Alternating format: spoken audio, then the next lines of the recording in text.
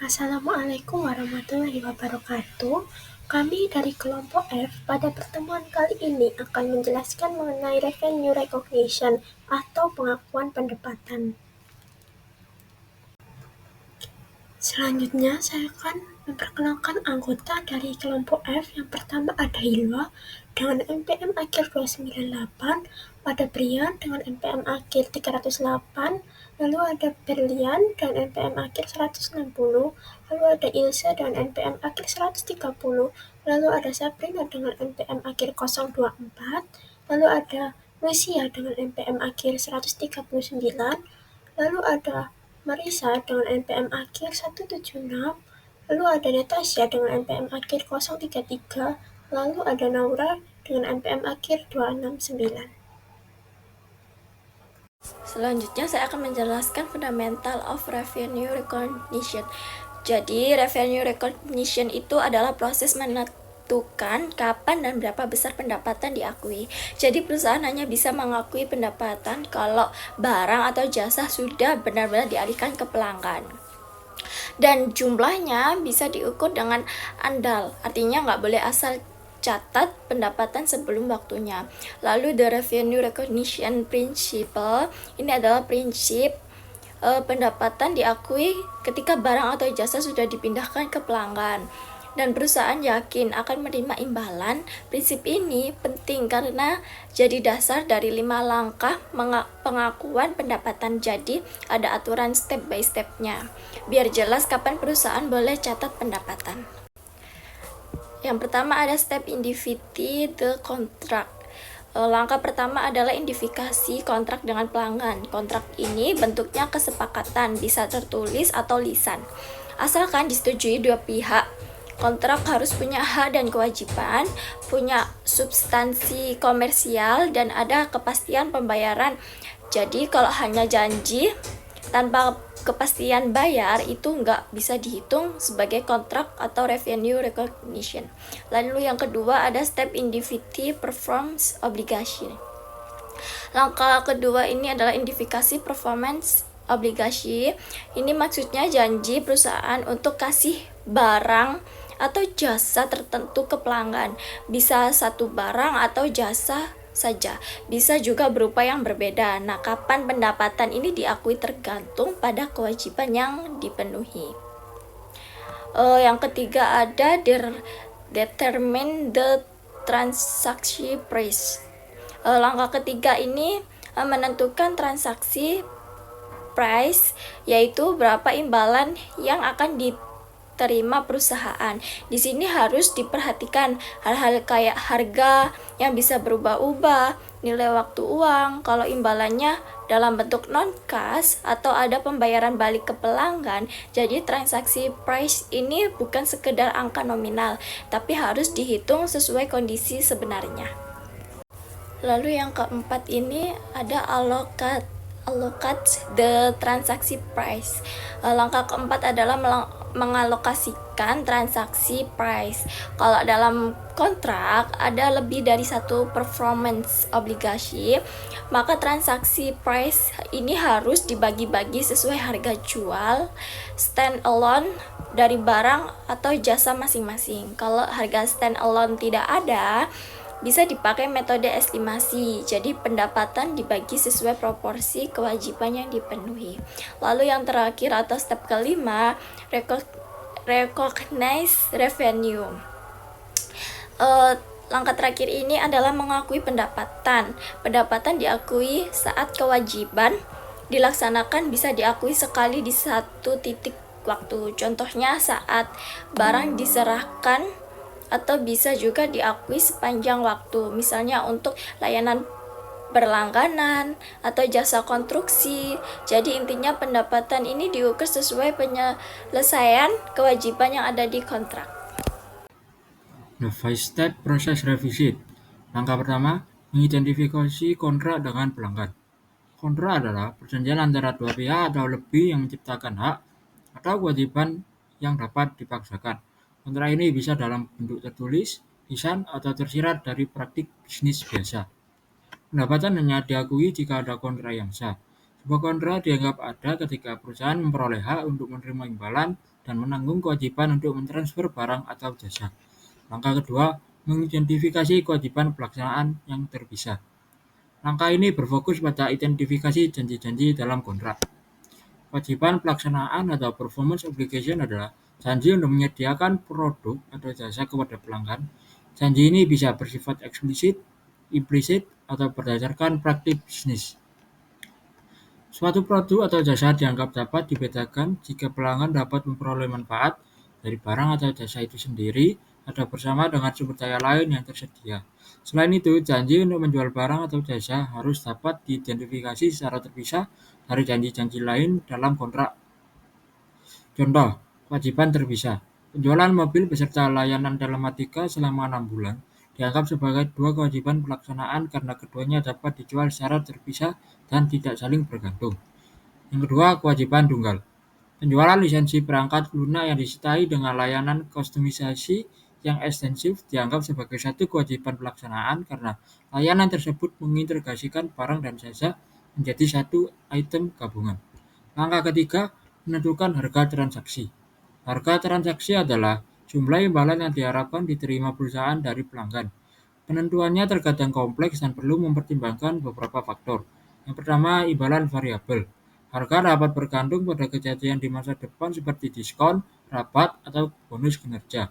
Perusahaan mengestimasi imbalan ini menggunakan metode nilai yang diharapkan atau rata-rata tertimbang probabilitas atau jumlah yang paling mungkin. Namun, pendapatan dari imbalan variabel hanya diakui jika sangat mungkin tidak akan ada pembatalan pendapatan yang signifikan di kemudian hari.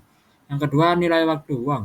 Jika kontrak mengandung komponen pembiayaan yang signifikan atau jangka waktu pembayaran lebih dari 1 tahun, perusahaan harus memperhitungkan nilai waktu uang. Pendapatan diakui sebesar nilai wajar pada saat penjualan dan selisihnya diakui sebagai pendapatan bunga selama periode pembiayaan. Yang ketiga, imbalan non-cash. Jika perusahaan menerima imbalan dalam bentuk non-cash atau misalnya saham atau jasa lain, pendapatan diakui berdasarkan nilai wajar dari imbalan yang diterima. Yang terakhir, imbalan yang dibayarkan kepada pelanggan. Pembayaran kepada pelanggan seperti diskon atau rabat volume akan mengurangi jumlah imbalan yang diterima dan pendapatan akan diakui. Untuk langkah selanjutnya, yaitu langkah keempat, adalah mengalokasikan harga transaksi ke kewajiban pelaksanaan terpisah. Nah, untuk mengalokasikan harga transaksi ini, itu digunakan berdasarkan nilai wajar relatif. Untuk ukuran terbaik dari nilai wajar adalah apa yang perusahaan dapat jual dari barang atau jasa apabila menggunakan basis berdiri sendiri atau bisa disebut dengan standalone basis. Nah, apabila di poin kedua ini tidak tersedia, maka perusahaan itu harus menggunakan estimasi terbaik mereka atas barang atau jasa yang dijual menggunakan unit berdiri sendiri atau standalone basis. Jadi kalau semisal menggunakan basis berdiri sendiri itu tadi tidak tersedia, maka perusahaan itu akan menggunakan estimasi terbaik, yaitu menggunakan unit berdiri sendiri atau standalone unit. Nah, untuk contoh soalnya ini bisa teman-teman lihat di materi halaman 27, yaitu yang menceritakan tentang perusahaan handler yang menjual atau perusahaan Chai ini itu membeli peralatan dari handler seharga 2 juta dan juga si handler ini memilih untuk melakukan instalasi. Nah, untuk layanan instalasi ini sudah termasuk dalam kesepakatan yang diestimasi memiliki harga jual berdiri yaitu sebesar 20.000. Nah, untuk pertanyaannya itu bagaimana jika ada lebih dari satu kewajiban kinerja? Bagaimana pembayaran sebesar 2 juta dolar harus dialokasikan ke berbagai komponen? Nah, untuk jawabannya ini, total pendapatan sebesar 2 juta itu harus dialokasikan ke 3 komponen berdasarkan harga jual mandiri relatifnya. Dalam kasus ini, harga jual mandiri peralatan adalah 2 juta dolar. Lalu ada biaya pemasangan 20.000 dan juga ada biaya pelatihan sebesar 50.000 dolar. Nah, dengan demikian, total harga jual mandiri itu adalah 2.070.000 yang didapat dari 2 juta ditambah dengan 20.000 dan 50.000. Nah, untuk alokasinya yang pertama itu ada equipment.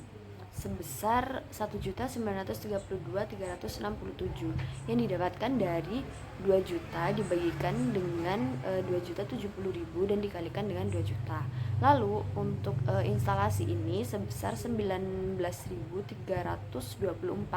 yang didapatkan dari 20.000 dibagikan dengan 2.070 dan juga dikalikan dengan 2 juta. Lalu untuk yang training ini ada sebesar 48.309 yang didapatkan dari 50.000 dibagikan dengan 2.070 dan dikalikan dengan 2 juta. Lalu di sini terdapat beberapa penjurnalan dari perusahaan handler. Yang pertama yaitu jurnal pendapatan penjualan dan pendapatan jasa atas instalasi. Nah, ini dicatat sebagai unearned service revenue, yaitu dengan debitkan cash sebesar 2 juta dan juga mengkreditkan service revenue instalasi. Lalu juga ada instalasi karena di penjurnalannya judulnya itu kan pendapatan jasa atas instalasi. Lalu juga mengkreditkan unearned service revenue sebesar 48.309 dan juga mengkreditkan sales revenue, yaitu sisanya ada 1.932.367. Lalu yang kedua yaitu membuat jurnal pencatatan harga pokok penjualan. Nah, ini dihitung dengan asumsi harga 1.500.000, yaitu mendebitkan cost of goods sold dan juga mengkreditkan inventory. Lalu untuk jurnal yang ketiga yaitu handler mengakui pendapatan atas training menggunakan metode garis lurus yang dimulai dari 1 November 2022. Nah, untuk nominalnya ini yaitu 4.026 yang didapatkan dari 48.000 dibagikan dengan 12. 48.000 tadi kan unearned service revenue yang di jurnal pertama. Nah, 4.026 ini itu untuk per month for 1 year. Lalu di sini disuruh membuat jurnal jurnal training revenue apabila untuk 2 bulan dalam 2022. Jadi 1 tahun itu dihitung 2 bulan ya, karena tadi kan November dan juga Desember, karena dia dimulai dari November.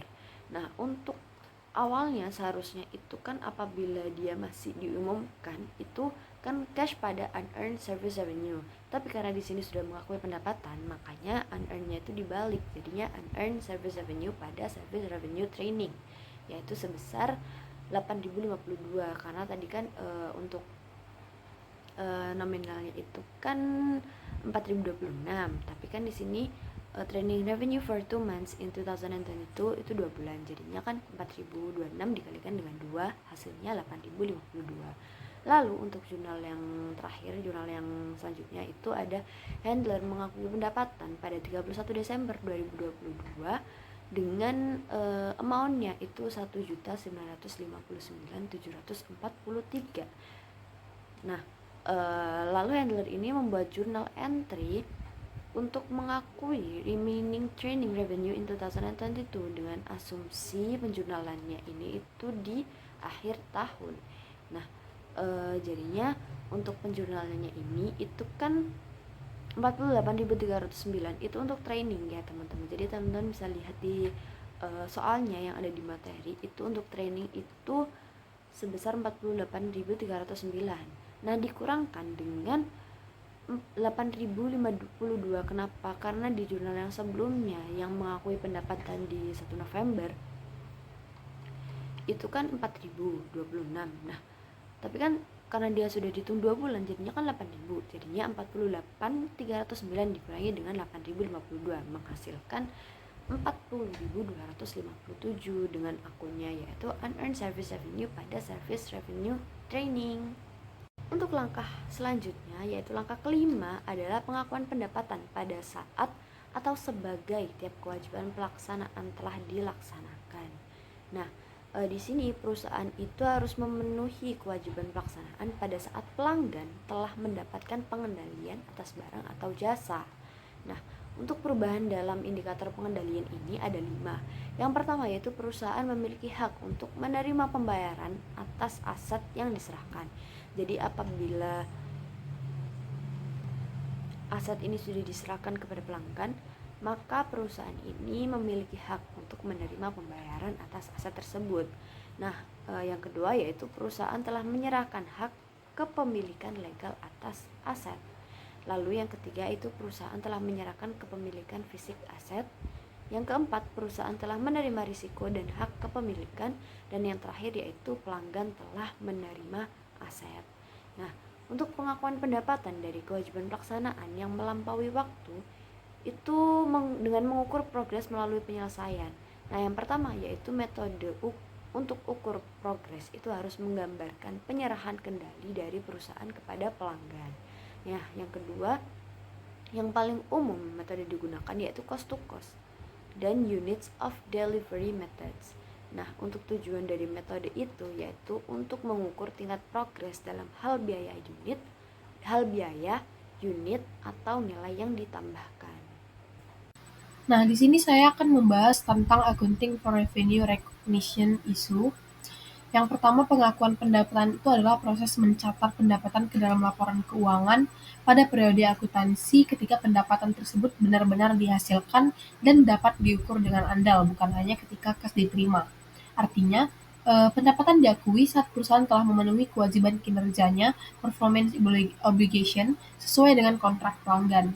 Nah, untuk dalam akuntansi modern, pengakuan pendapatan mengikuti standar IFRS 15 dan atau PSAK 72 di Indonesia atau ASC 606 di US GEPP yang menggunakan pendekatan 5 langkah atau biasa disebut 5-step model. Yang pertama itu ada identifikasi kontrak dengan pelanggan, yang kedua ada identifikasi kewajiban kinerja, yang ketiga ada menentukan harga transaksi, yang keempat ada mengalokasikan harga transaksi dan kewajiban kinerja, lalu yang terakhir ada mengakui pendapatan ketika atau sepanjang kewajiban kinerja dipenuhi. Nah, untuk nomor 5 ini bisa pada satu titik waktu, point in the time misalnya saat barang diserahkan, dan bisa juga sepanjang waktu overtime misalnya pada jasa kontrak konstruksi. Nah, mungkin di sini apa sih isu-isu utama dalam pengakuan pendapatan? Itu ada beberapa masalah yang sering muncul dalam praktik. Yang pertama itu pendapatan sebelum penyerahan barang dan jasa, contoh uang muka. Belum boleh diakui sebagai pendapatan karena kan kewajibannya itu belum dipenuhi dan dicatat sebagai liabilitas. Lalu yang kedua ada pendapatan dengan syarat tertentu. Jika masih ada ketidakpastian, pendapatan itu tidak boleh diakui sebelum syarat terpenuhi. Lalu ada penjualan konsinyasi. Pendapatan itu baru diakui setelah barang dijual atau terjual ke pihak ketiga, bukan saat barang dikirim ke agen. Lalu ada kontrak jangka panjang. Itu ada mode persentase penyelesaian, yaitu pendapatan diakui sejalan dengan progres pekerjaan, dan metode kontrak selesai. Pendapatan baru diakui setelah semua sudah selesai. Lalu ada multiple element arrangement, yaitu misalkan nih penjualan HP atau paket layanan data, itu harus dipisahkan bagian dan pendapatan produk dan layanannya. Diskon dan retur, yang terakhir diskon dan retur insentif penjualan, yaitu adalah pendapatan yang diakui harus dikurangi estimasi retur atau diskon yang mungkin diberikan. Nah, ini adalah isu-isu utama dalam pengakuan pendapatan. Jadi banyak hal mungkin yang tidak bisa langsung diakui itu sebagai pendapatan, harus ada dipilah-pilahnya. Selanjutnya, saya akan menjelaskan mengenai prinsipal agen relationship. Dalam hubungan prinsipal-agen, kewajiban pelaksanaan prinsipal adalah menyediakan barang atau memberikan jasa kepada pelanggan. Kewajiban pelaksanaan agen adalah mengatur akad prinsipal menyediakan barang atau jasa tersebut kepada pelanggan. Lalu ada contoh hubungan prinsipal agen adalah yang pertama yaitu travel company, memfasilitasi pemesanan wisata pesiar dengan mencarikan pelanggan untuk agensi cruise company. Lalu yang kedua, pre-sale, memfasilitasi penjualan berbagai layanan seperti penyewaan mobil untuk Hertz USA. Lalu dalam situasi seperti ini, jumlah yang dikumpulkan atas nama prinsipal bukanlah pendapatan dari agen. Sebaliknya, pendapatan bagi agen adalah jumlah komisi yang diterimanya. Biasanya itu persentase dari total pendapatan. Selanjutnya, saya akan menjelaskan mengenai konsignan. prinsipal agen yang umum melibatkan konsiensi. Dalam kasus ini, produsen atau grosir mengirimkan barang tetapi tetap memegang hak kepemilikan atas barang tersebut hingga terjual. Metode pemasaran khusus untuk jenis produk tertentu ini menggunakan perjanjian yang dikenal sebagai konsinyasi. Dalam pengaturan ini, konsinyur atau produsen grosir mengirimkan barang dagangan kepada konsinyur, yaitu pedagang, yang bertindak sebagai agen bagi konsinyur dalam menjual barang dagangan tersebut.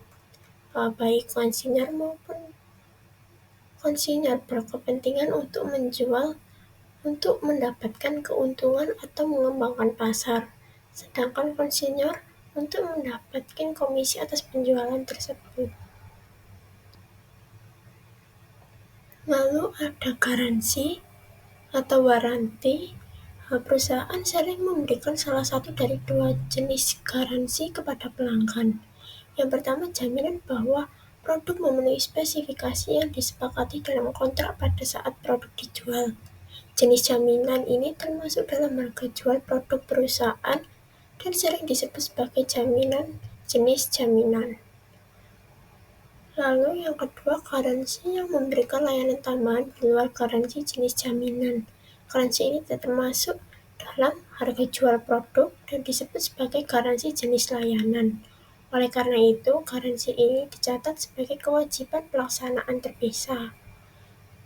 Perusahaan tidak mencatat kewajiban kinerja terpisah untuk garansi jenis jaminan. Garansi jenis ini tidak lebih dari jaminan kualitas bahwa barang atau jasa bebas dari cacat pada saat penjualan. Dalam hal ini, penjualan produk dan garansi jaminan terkait merupakan satu kewajiban kinerja, karena keduanya saling bergantung dan terkait. Tujuan perusahaan yang melibatkan garansi jaminan adalah untuk menyediakan barang gabungan atau produk dan garansi. Selanjutnya yaitu saya akan menjelaskan mengenai non-refundable upfront fees. Perusahaan terkadang menerima pembayaran biaya di muka dari pelanggan sebelum mereka mengirimkan produk atau menyediakan layanan. Pembayaran di muka umumnya berkaitan dengan inisiasi, aktivasi, atau penyiapan barang dan jasa yang akan disediakan atau digunakan di masa mendatang. Umumnya, pembayaran di muka ini tidak dapat dikembalikan. Contohnya termasuk biaya keanggotaan di klub kesehatan atau klub pembelian dan biaya aktivasi untuk telepon, internet, atau TV kabel. Lalu selanjutnya ada aset dan liabilitas kontrak. Aset kontrak terdiri dari dua jenis. Yang pertama, hak tanpa syarat untuk menerima imbalan karena perusahaan telah memenuhi kewajiban pelaksanaannya dengan pelanggan. Lalu yang kedua, hak bersyarat untuk menerima imbalan karena perusahaan telah memenuhi satu kewajiban pelaksanaan, tetapi harus memenuhi kewajiban pelaksanaan lain dalam kontrak sebelum dapat menagih pelanggan.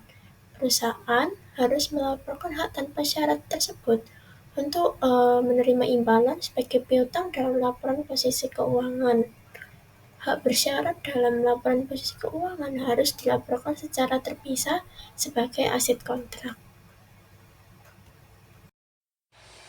Untuk materi yang selanjutnya adalah penyajian aset dan liabilitas kontrak. Yang pertama kita masuk ke bagian aset kontrak. Aset kontrak ini dibagi menjadi dua jenis, yaitu hak tanpa syarat atau unconditional rights, yaitu hak untuk menerima pembayaran dikarenakan perusahaan telah memenuhi kewajiban pelaksanaannya.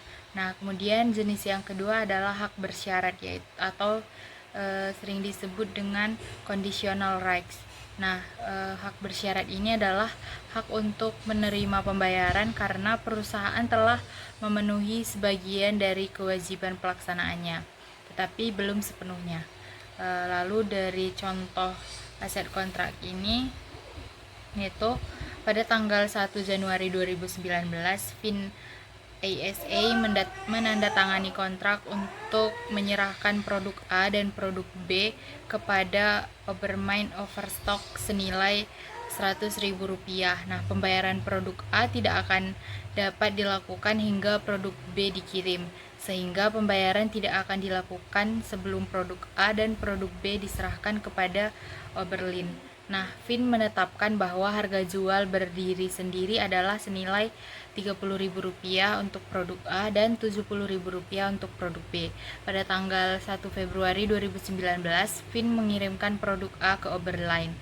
Selanjutnya produk B dikirimkan pada tanggal 1 Maret 2019. Nah, jurnal yang dibuat Fin Company terkait kontrak tahun 2019 ini adalah pada tanggal 1 Februari 2019. Jurnalnya itu kontrak aset didebit senilai Rp30.000, kemudian sales revenue dikredit senilai Rp30.000. Kemudian di tanggal 1 Maret 2019 jurnal yang dibuat oleh Fin Company adalah account receivable senilai Rp100.000, kemudian di sisi kredit ada kontrak aset senilai Rp30.000 dan sales revenue senilai Rp70.000.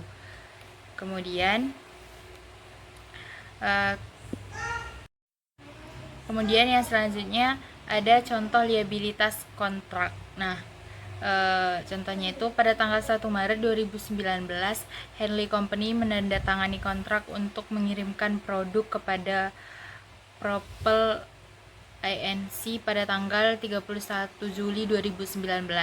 Disepakati bahwa Propel akan membayar harga penuh senilai Rp10.000 di muka pada 1 April 2019. Nah, kontrak ini tidak dapat dibatalkan, namun Propel baru membayar pada tanggal 15 April 2019. Nah, harga pokok produk sebesar Rp7.500.000. Kemudian jurnal yang akan dibuat di tanggal 1 Maret 2019 ini pada tanggal 1 Maret 2019 tidak ada jurnal karena kedua pihak belum memenuhi kriteria kontraknya. Kemudian kedua pihak memiliki hak tanpa syarat pada tanggal 1 Maret 2019. Kemudian jurnal baru ada di tanggal 15 April 2019 di mana di tanggal tersebut Propel baru membayar. Di mana jurnalnya adalah di sisi debit ada kas senilai Rp10.000, kemudian di sisi kredit ada unearned sales revenue sebesar Rp10.000. Kemudian di tanggal 31 Juli 2019 jurnal yang diterbitkan adalah unearned sales revenue senilai Rp10.000 dan di sisi kredit ada sales revenue senilai Rp10.000. Nah, ini merupakan jurnal untuk mengakui piutang karena sebelumnya itu unearned, di mana unearned itu artinya di tanggal 15 itu masih berupa pendapatan yang ditahan. Kemudian tanggal 31 Juli baru diakui sebagai pendapatan. Kemudian perusahaan juga perlu membuat jurnal untuk mencatat HPP-nya, yaitu mendebit cost of goods sold senilai Rp7.500 pada inventory senilai Rp7.500. Kemudian yang selanjutnya ada modifikasi kontrak. Nah, modifikasi kontrak ini adalah perubahan terhadap syarat-syarat kontrak pada saat kontrak sedang berlangsung. Nah, perusahaan perlu menentukan dua hal. Yang pertama adalah kewajiban kontrak terpisah, di mana kewajiban diakui sebagai kontrak baru apabila barang dan jasa yang dijalankan bersifat dapat dibedakan, atau yaitu perusahaan menjual produk tersebut secara terpisah dan bersifat tidak terikat. Kemudian syarat yang kedua adalah perusahaan memiliki hak untuk menerima suatu jumlah pembayaran yang menggambarkan harga jual berdiri sendiri atas harga dan jasa tersebut. Nah, contohnya itu Crandall Company memiliki kontrak untuk mengirimkan 100 produk kepada pelanggan senilai Rp10.000, di mana per produknya itu harganya adalah Rp100. Nah, dalam waktu waktu yang berbeda selama 6 bulan. Kemudian setelah 60 produk dikirimkan, Cradle memodifikasi kontrak dan berjanji untuk mengirimkan 20 buah produk tambahan senilai Rp1.900.000 atau per produknya itu adalah Rp95, yaitu harga jual berdiri sendiri produk pada tanggal kontrak dimodifikasi. Jadi harga barang yang harga produk tambahan ini tidak sama dengan produk awal yang ada di kontrak. Kemudian Cradle biasanya menjual produk ini secara terpisah. Atas kontrak tersebut, Cradle mengakui produk tambahan sebagai berikut. Nah, sisa kontrak awal yaitu 100 unit dikurang dengan 60 unit, di mana 60 unit ini adalah barang yang sudah dikirimkan, kemudian dikali Rp100, di mana Rp100 ini adalah harga per produknya, maka hasilnya adalah Rp40.000. Kemudian produk baru yaitu 20 unit yang dijanjikan karena adanya perubahan atau modifikasi kontrak di tengah-tengah berlangsungnya kontrak, di mana 20 unit yang dijanjikan dikalikan dengan Rp95, di mana Rp95 ini adalah harga produk ini, harga produk berdiri sendiri. Maka hasilnya adalah Rp1.900.000, maka 4.000 ditambah dengan 1.900 hasilnya adalah Rp5.900.000. Rp5.900 ini merupakan total pendapatannya. Nah, yang kedua ada modifikasi kontrak. Modifikasi kontrak maju atau prospective modification adalah perusahaan menghitung dampak perubahan kontrak di dalam periode perubahan terjadi dan juga periode masa berikutnya apabila perubahan kontrak memengaruhi keduanya dan tidak mengubah hasil yang telah dilaporkan sebelumnya. Maka dari poin yang kedua ini kita ambil contoh yang sama dari Crandall Company. Maka kita pertama-tama menghitung produk yang belum dikirimkan berdasarkan kontrak awal. Berdasarkan kontrak awal Rp100 dikali 40. 40 ini adalah produk yang belum dikirim tetapi kontrak atau perjanjiannya sudah dimodifikasi, maka Rp100 dikali dengan 40 hasilnya adalah 4.000. Kemudian kita menghitung produk yang akan dikirimkan berdasarkan kontrak modifikasi, yaitu Rp95 dikali dengan 20, di mana 20 ini adalah produk yang dijanjikan karena adanya modifikasi kontrak, maka hasilnya adalah 1.900.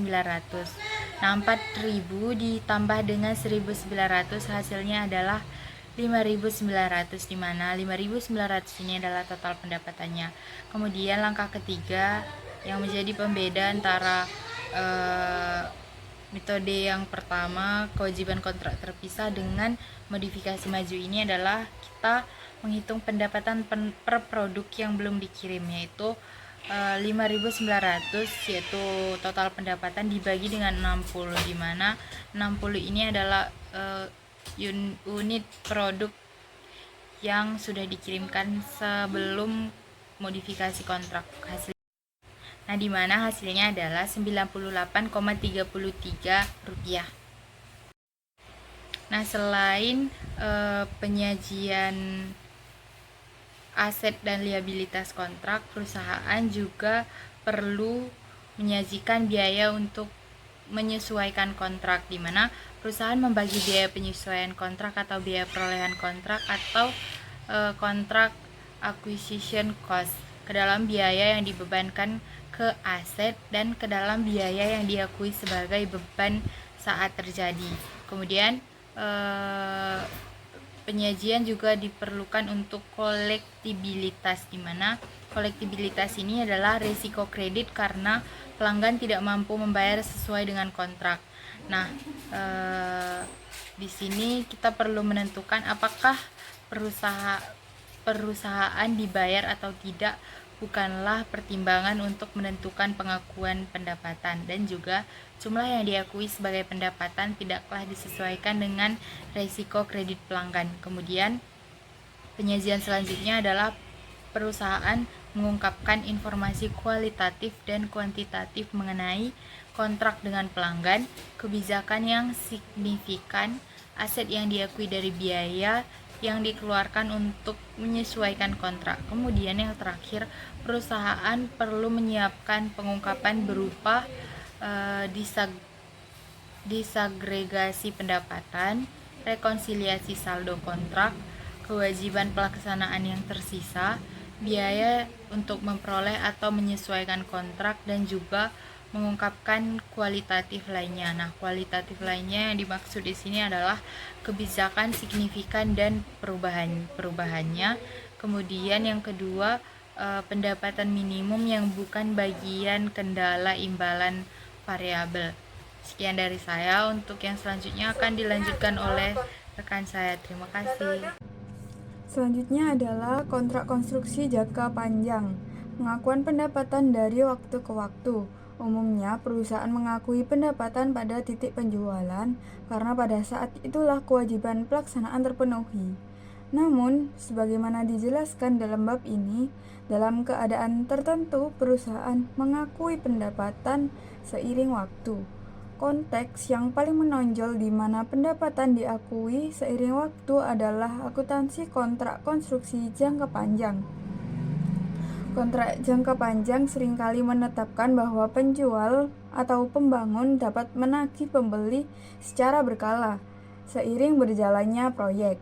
Contoh kontrak jangka panjang itu terdiri dari kontrak konstruksi, pengembangan pesawat militer dan komersial, sistem pengiriman senjata, dan perangkat keras eksplorasi ruang angkasa. Suatu perusahaan memenuhi kewajiban kinerja dan mengakui pendapatan dari waktu ke waktu jika setidaknya salah satu dari 3 kriteria berikut terpenuhi. Yang pertama yaitu pelanggan secara bersamaan menerima dan mengonsumsi manfaat dari kinerja penjual, sebagaimana penjual melakukan kinerjanya. Yang kedua yaitu kinerja perusahaan menciptakan atau meningkatkan aset, atau misalnya pekerjaan dalam proses yang dikendalikan oleh pelanggan saat aset tersebut diciptakan atau ditingkatkan. Atau yang ketiga, kinerja perusahaan tidak menciptakan aset dengan penggunaan alternatif. Misalnya, aset tersebut tidak dapat digunakan oleh pelanggan lain. Selain elemen penggunaan alternatif ini, setidaknya salah satu kriteria berikut harus dipenuhi. Yang pertama yaitu perusahaan lain tidak perlu secara substansial mengulang kembali pekerjaan yang telah diselesaikan perusahaan tersebut hingga saat ini jika perusahaan lain tersebut memenuhi sisa kewajiban kepada pelanggan. Yang kedua yaitu perusahaan mempunyai hak atas pembayaran atas kinerja yang telah diselesaikan hingga saat ini. Dan perusahaan berharap untuk memenuhi kontrak sesuai dengan yang dijanjikan. Metode presentasi penyelesaian mengakui pendapatan, biaya, dan laba kotor seiring perusahaan mencapai kemajuan penyelesaian kontrak jangka panjang. Menunda pengakuan pos-pos ini hingga penyelesaian seluruh kontrak sama saja dengan salah menyajikan upaya atau biaya dan pencapaian atau pendapatan pada periode akuntansi selama kontrak. Untuk menerapkan metode presentase penyelesaian, perusahaan harus memiliki dasar atau standar tertentu untuk mengukur kemajuan penyelesaian pada tanggal interim tertentu. Total pendapatan atau laba kotor yang harus diakui hingga saat ini dengan rumus persen selesai dikali perkiraan total pendapatan atau laba kotor.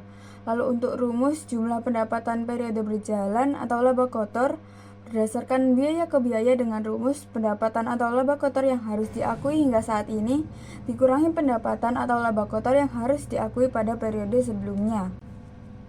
Di sini ada contoh metode presentase penyelesaian basis biaya ke biaya.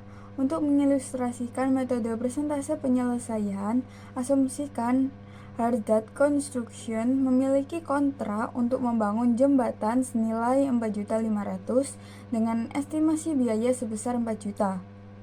Kontrak dimulai pada Juli 2022 dan jembatan tersebut akan selesai pada Oktober 2024. Data berikut berkaitan dengan periode konstruksi. Atau perlu diketahui bahwa pada akhir tahun 2023 Hardat telah merevisi estimasi total biaya dari 4 juta menjadi 4.050.000. Bisa kita lihat di sini pada tahun 2002 cost to day sebesar 1 juta dengan estimasi biaya yang selesai sebesar 3 juta. Hingga estimasi total biaya sebesar 4 juta dengan estimasi total laba kotor dari 4.500.000 dikurangi 4 juta. Hasilnya 500.000. Sehingga 1 juta dibagi 4 juta dikali 100% hasilnya 25%. Begitupun seterusnya. Lalu untuk laba kotor yang awalnya 500.000 menjadi 450.000 karena biaya telah menambah sebesar 50.000.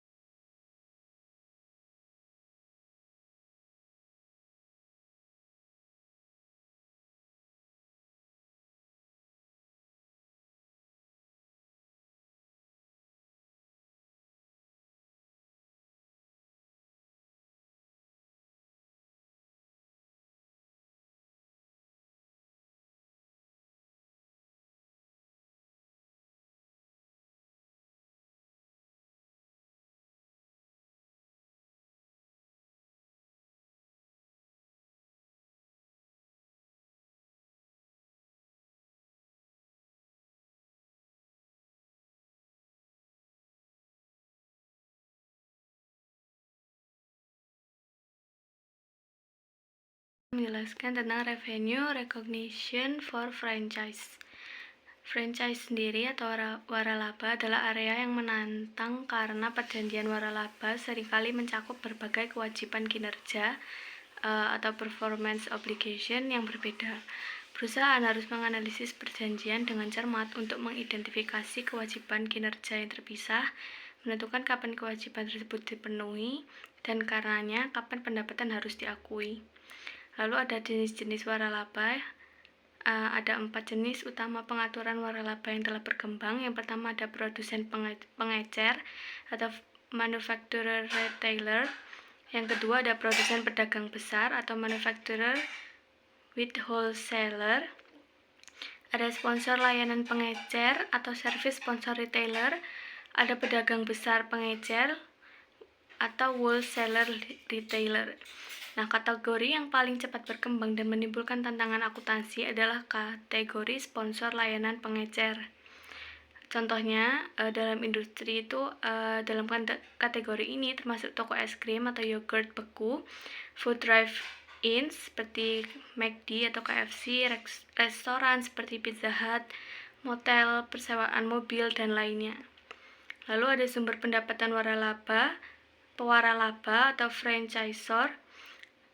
Perusahaan waralaba atau pewaralaba memperoleh pendapatan dari satu atau kedua sumber. Yang pertama ada penjualan waralaba awal dan aset atau layanan terkait.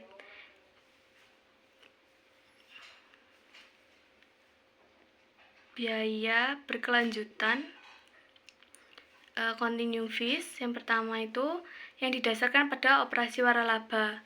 Pewaralaba biasanya menyediakan berbagai layanan kepada penerima waralaba, termasuk bantuan dalam pemilihan lokasi, supervisi aktivitas konstruksi, bantuan dalam pengadaan perlengkapan dan peralatan, layanan pembukaan dan konsultasi, pelatihan karyawan dan manajemen, lalu kontrol kualitas dan periklanan atau promosi. Waralaba. Kewajiban kinerja dalam perjanjian waralaba biasanya terkait dengan hak untuk membuka bisnis, penggunaan nama dagang atau kekayaan intelektual lainnya, dan layanan berkelanjutan seperti bantuan pemasaran dan pelatihan. Pewaralaba umumnya mengenakan dua jenis biaya. Yang pertama, biaya waralaba awal atau initial franchise fee, yaitu pembayaran untuk membangun hubungan waralaba dan menyediakan beberapa layanan awal. Yang kedua, ada biaya waralaba berkelanjutan atau continuing franchise fees. Diterima sebagai imbalan atas hak berkelanjutan dan penyediaan layanan seperti pelatihan, periklanan, dan dukungan lainnya. Lalu ada pengakuan pendapatan berdasarkan pemenuhan kewajiban kinerja pendapatan. Diakui ketika kewajiban kinerja dalam perjanjian pendapatan telah terpenuhi. Nah, yang pertama itu ada pengakuan pendapatan pada satu titik waktu atau point in time. Hal ini terjadi ketika kewajiban kinerja dianggap dipenuhi saat penerima waralaba memperoleh kendali atas hak dan pewaralaba tidak memiliki keterlibatan lebih lanjut sehubungan dengan hak-hak tersebut. Yang kedua, ada pengakuan pendapatan sepanjang waktu atau overtime. Ini terjadi ketika pewaralaba memberikan akses kepada hak, bukan mentransfer kendali, dan pewaralaba memiliki kewajiban berkelanjutan untuk menyediakan dukungan, misalnya pembaruan materi dan dukungan berkelanjutan. Yang ketiga ada biaya royalti berkelanjutan atau continuing franchise fees, yaitu pembayaran royalti yang didasarkan pada persentase penjualan tahunan.